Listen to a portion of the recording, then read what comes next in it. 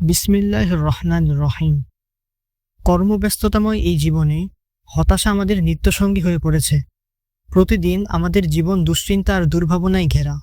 তাহলে এই দুশ্চিন্তা থেকে বের হওয়ার কি কোনো সমাধান নেই?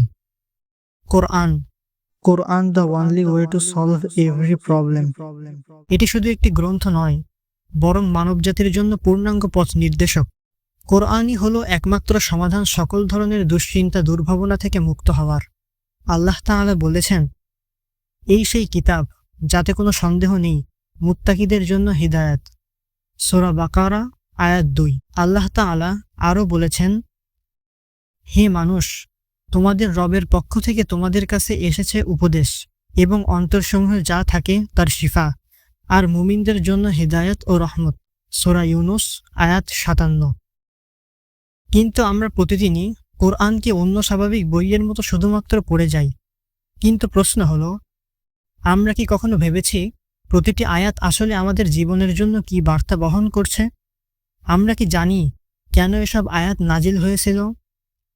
আমরা কি আজকের জীবনে এগুলো কাজে লাগাচ্ছি? আপনার উত্তর কি না? তাহলে সমাধান? অবশ্যই সমাধান আছে।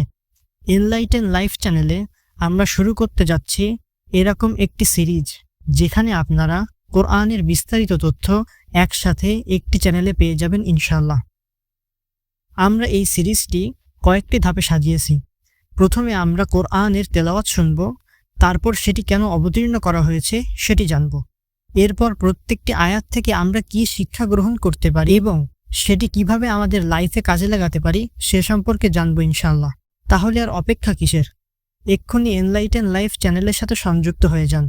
শীঘ্রই নতুন কিছু নিয়ে হাজির হব আপনাদের সামনে। সকলকে ধন্যবাদ। আসসালামু আলাইকুম।